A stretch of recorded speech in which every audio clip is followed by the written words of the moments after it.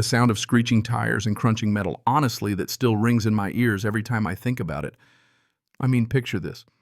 I'm heading toward my front door after one of those long, greasy days at the auto shop. Right. Out of nowhere, Karen's monster SUV barrels down the street and absolutely destroys the back end of my Honda Civic, my pride and joy, the car I'd basically built from the ground up. It didn't just tap it. Her car rammed my Civic so hard it slid up onto the curb metal, shrieking taillights shattering my toolbox, nearly flying out of my hand. You ever have one of those moments where reality just kinda breaks? That was mine. Karen, God, you can't miss her swings out of her driver's seat with this smug look on her face, arms crossed, nails all perfect like she's just won a medal in the Olympics of being insufferable.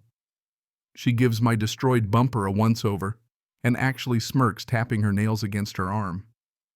What she didn't know, and what made my pulse slow just a little, was that I'd installed dash cams front, back, and inside less than 2 weeks before, all with audio, because, well, sometimes you get a gut feeling and you listen to it. So as I'm dialing 911, I watch her confidence drain away just a little.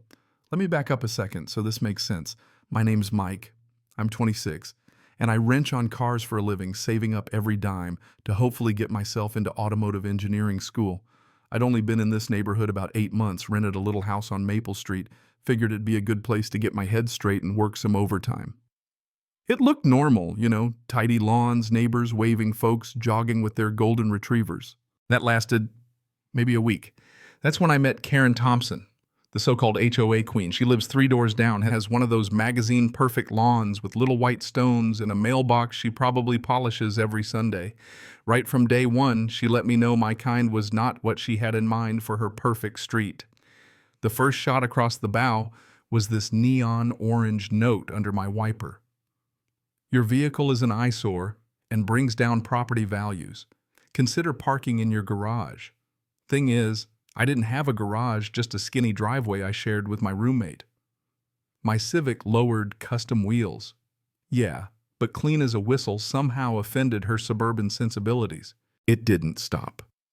Every week there was a new note, sometimes about my car color, sometimes about noise. Once she even called the cops on me, said my exhaust was illegal.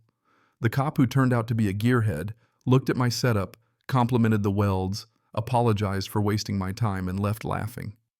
After that, I started saving every note just in case. But Karen wasn't the type to get embarrassed and back off. Every time I saw her, she'd march over, chin up, and lecture me about respect, community standards, the integrity of the neighborhood. I'd just stand there nodding, sometimes biting my tongue so I wouldn't say something I'd regret. Then she'd storm off, grumbling about millennials. But the real tipping point came 3 days before the crash. I'd parked legally right out front with tons of space on both sides. Within minutes, here comes Karen, red-faced, telling me to move my junk because that patch of curb belongs to her. I laughed, maybe a little too loud, and told her it's a public street. She said, and I'll never forget this, "One day you'll learn about consequences and I'll be the one to teach you." I remember thinking, yeah, we'll see who learns what. So that night, I'm dead on my feet after a 12-hour shift. I spot Karen's SUV lurking at the end of the street, but I don't think much of it. I park, grab my toolbox, start heading for the door, and suddenly her engine roars. I spin just in time to see her floor it, smashing right into my Civic. She hops out strutting and says with this chilling calm, "Maybe now you'll learn to respect your betters. This is what happens when you mess with standards." I wanted to scream honestly, but instead I pull out my phone and start recording. "You saying you did that on purpose?" She laughs, actually laughs, and goes, "Of course I did. Someone's got to keep you people in line." That's when I let her have it. "Karen, there's dash cams front and back with audio. You really want to stick with that story?" Suddenly she's not so cocky. She starts sputtering about privacy laws. "You can't record me without my permission," and I just shake my head. "Public street cameras are visible. Everything's legal. Unlike, vehicular assault." She's shaking, probably realizing just how bad she messed up. I dial 911, tell the dispatcher everything. Karen's standing there trembling, no more crossed arms, just panic. Police show up fast. Guess I sounded urgent. She tries to spin a story about her foot slipping off the brake, but one of the officers, Officer Martinez, is already asking about the cameras. I cue up the footage, her SUV waiting, then gunning it right at my car. The audio's even worse, her threats clear as day.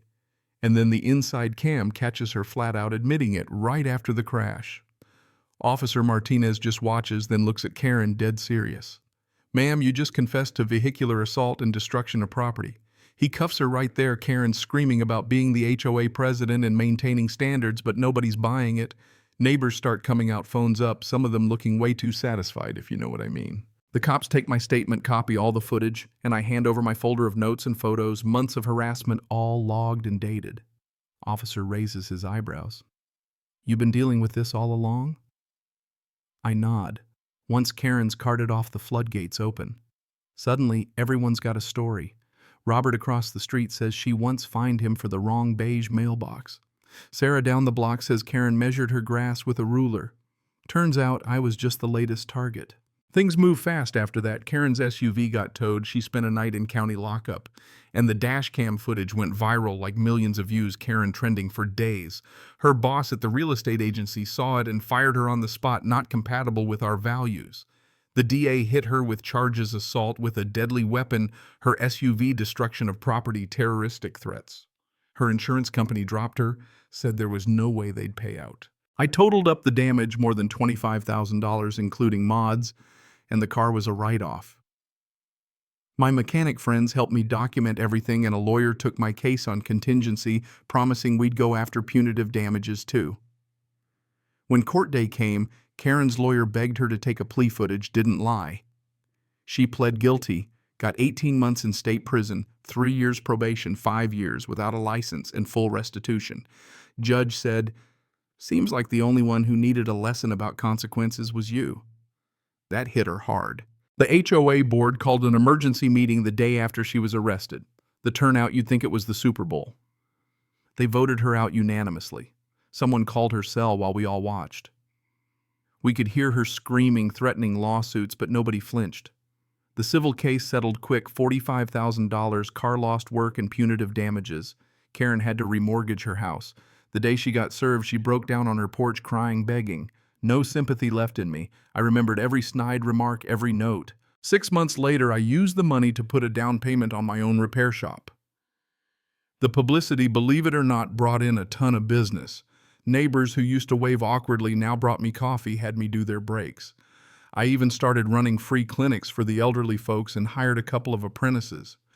Karen got out early for good behavior, but her life was a mess. No real estate license, no job, a criminal record barred from the HOA forever, her face still showing up in instant karma compilations. Saw her once working at a grocery store, hair tied back, avoiding eye contact. All I could think was if she'd just left me alone, she'd still be queen of the block. But hey, sometimes the lesson you try to teach someone else ends up being your own. So what do you think? Was justice really served, or did it go too far? Let me know down in the comments. Ever dealt with someone like Karen? Whose side would you take, community standards or standing up for yourself? I'd love to hear your story.